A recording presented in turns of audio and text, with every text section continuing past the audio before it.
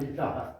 Saya mungkin bisa mengingat hal-hal yang pada waktu itu usia saya 5 tahun ke atas. Sebelum 5 tahun ke atas, saya tidak mengingat. Ya. Siapa yang bisa mengingat waktu usia sebelum 5 tahun? Di sini ada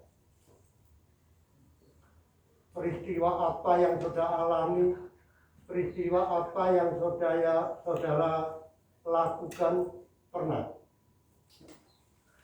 Jadi di situ kita manusia itu diberi batasan waktu, ya, menurut penyelidikan para ahli kesehatan itu dikatakan setelah 5 tahun, itu sebabnya disebut balita, bayi di bawah 5 tahun. Itu apa yang dilakukan tidak mereka sadari, ya. Apa yang dikatakan juga tidak disadari. Seperti tadi dibaca bahwa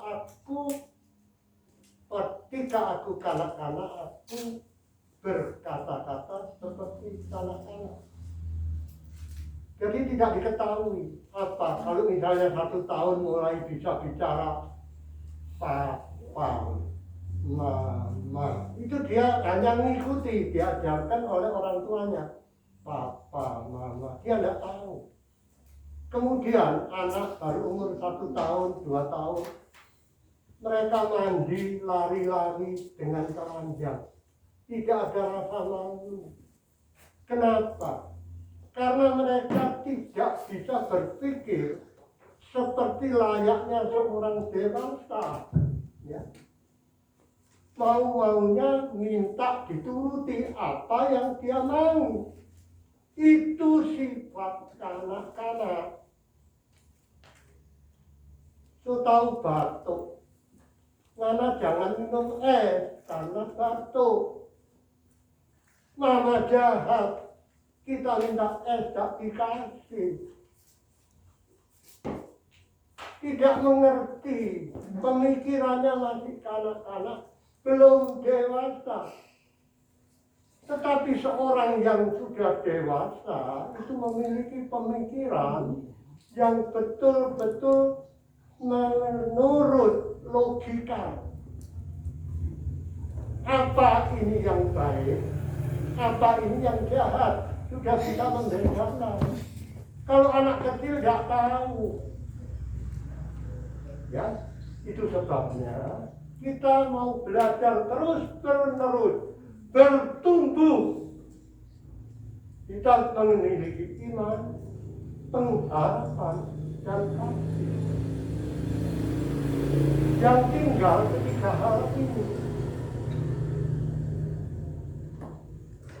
Itu sebabnya kita harus bertumbuh terus. Bertumbuh dan bertumbuh untuk mencapai kedewasaan rohani. Sehingga kita sebagai orang Kristen tidak lagi manja. Tapi kita bisa melakukan sesuatu yang berguna sebagai seorang anak-anak. Dia tidak tahu apa yang dia lakukan. Gereja Tuhan merupakan jemaat Tuhan yang dikasih. Seperti tadi yang dikatakan oleh anak Juliana. Yesus sobat yang setia. Itu benar. Jadi kehidupan yang sungguh-sungguh memiliki nilai-nilai kekekalan di dalam hidupnya karena dia tahu apa arti kata-kata, apa arti tindakan, apa arti dari pemikiran kita. Sehingga sebagai orang yang dewasa memiliki tindakan yang benar-benar terukur, memiliki nilai-nilai yang betul-betul berdasarkan pimpinan Roh Kudus. Itu sebabnya oleh kemurahan Tuhan kita boleh hidup di dalam akhir zaman ini. Kita boleh betul-betul hidup di dalam Injil Kristus Yesus.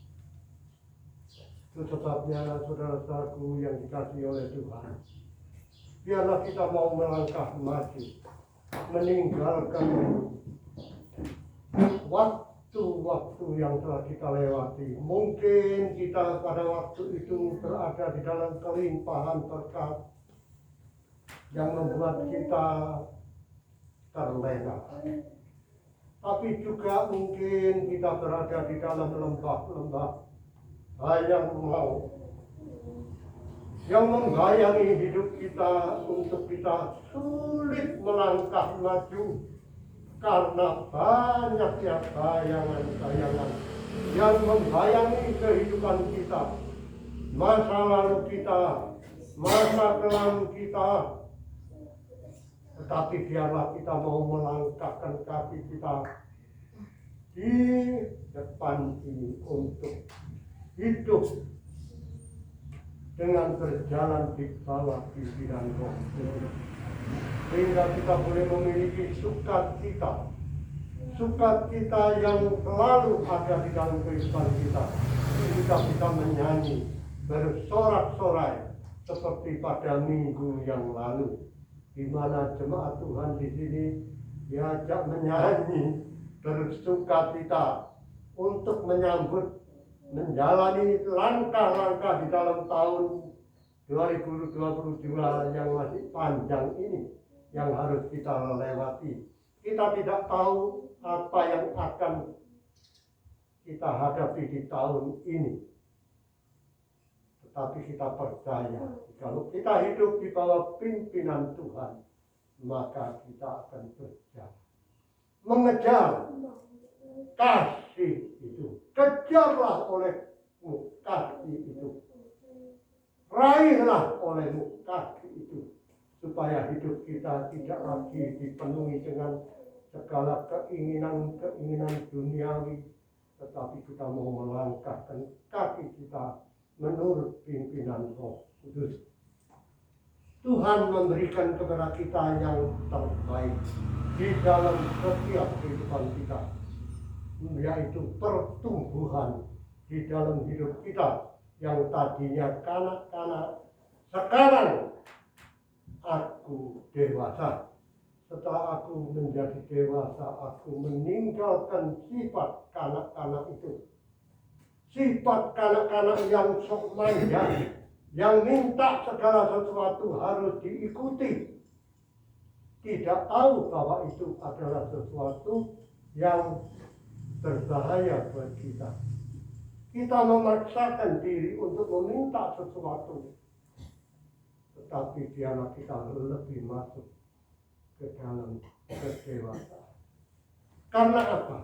Penting bagi kita untuk mengerti bahwa yang pertama itu kita melihat muka kita di dalam cermin itu samar-samar, tidak jelas, samar-samar.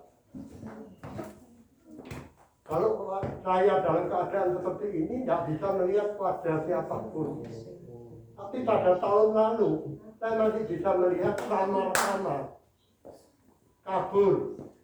Tapi sekarang sudah tidak bisa melihat sama sekali. Itu waktu, berhubungan dengan waktu, berjalannya waktu. Mata saya yang mengalami sakit glaukoma ini setiap saat menurun terus. Tapi berbeda dengan pengalaman Rasul Paulus yang mengatakan, sekarang aku melihat mukaku samar-samar. Tetapi nanti setelah saatnya, maka Rasul Paulus mengatakan bahwa aku akan mengenal dia seperti aku sendiri dikenal. Yaitu jelas. Sekarang kita melihat dia samar-samar. Tetapi nanti kita akan melihat dia secara jelas, muka berpandangan muka. Itulah apa yang dimaksud oleh 1 Korintus pasal 13 ini.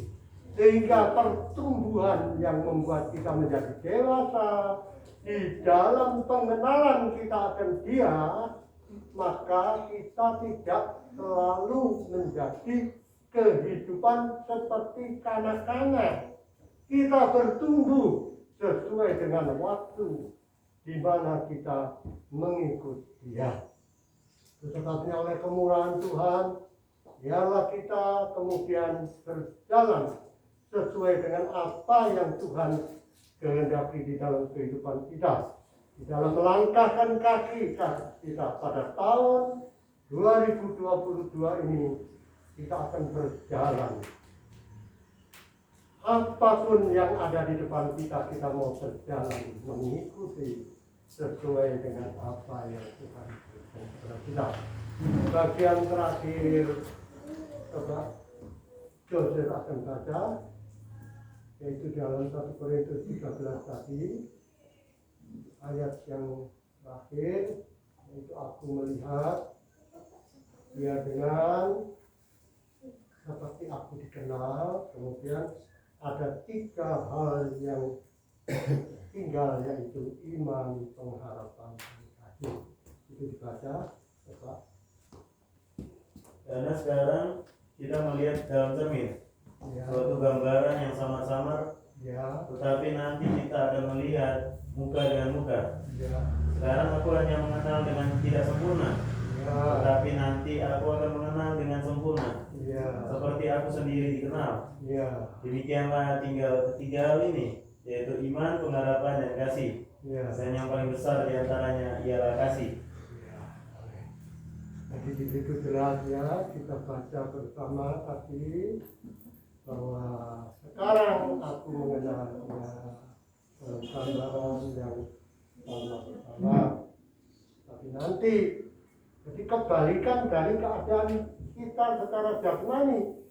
Jasmani kita makin hari makin merosot. Tetapi batiniah kita dibalui terus menerus dari hari ke hari untuk kita boleh melihat dengan nyata gambaran Yesus Kristus. Manusia kita makin hari makin merosot. Hari demi hari mata ini menjadi makin tidak melihat. Tapi sebaliknya apa yang dikatakan oleh Rasul Paulus, bahwa iman, pengharapan, dan kasih itu akan tinggal, memiliki nilai kekekalan yang ada di dalam kehidupan kita. Jadi nubuat akan berlalu, bahasa roh akan berhenti, pengetahuan akan lenyap. Tetapi apa yang ada, yaitu kasih, akan tetap tinggal sampai kepada kehidupan yang akan datang. Itulah nilai kekekalan yang Tuhan berikan kepada kita. Kita akan tetap bersukacita, optimis untuk melangkah maju di dalam tahun 2022 ini bersama Yesus. Kita akan melakukan perkara-perkara yang besar. Saya serahkan kepada Joseph untuk menutup pembicaraan ini, penyampaian ini, ya sudah jelas. Jadi segala apa yang dikatakan oleh Rasul Paulus, aku itu kita tujukan kepada pribadi kita masing-masing. Apapun yang kita lakukan, apapun yang kita kerjakan tanpa kasih, tidak ada gunanya. bersama Yesus, aku lakukan perkara-perkara yang besar untuk menghadapi tahun 2022 ini. Apapun yang terjadi menimpa dunia ini, tetapi kita tetap boleh berjalan melakukan bersama Yesus perkara-perkara yang besar. Yakin dan Joseph akan memimpin nyanyian bersama Yesus. Bersama Yesus, tidak ada yang suka. Bersama Yesus ada jalan keluar untuk masalahmu, untuk masalahku, untuk masalah kita semua. Mari kita sama-sama bangkit berdiri.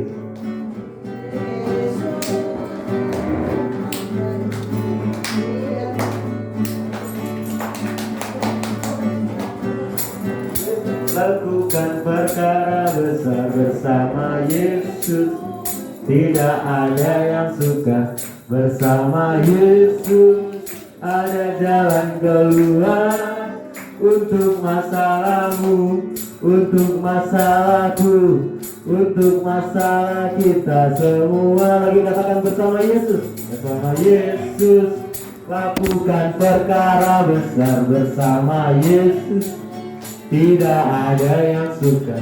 Bersama Yesus ada jalan keluar untuk masalahmu, untuk masalahku, untuk masalah kita semua. Yesus, Yesus, Anak Domba Allah, Juru Selamat umat manusia.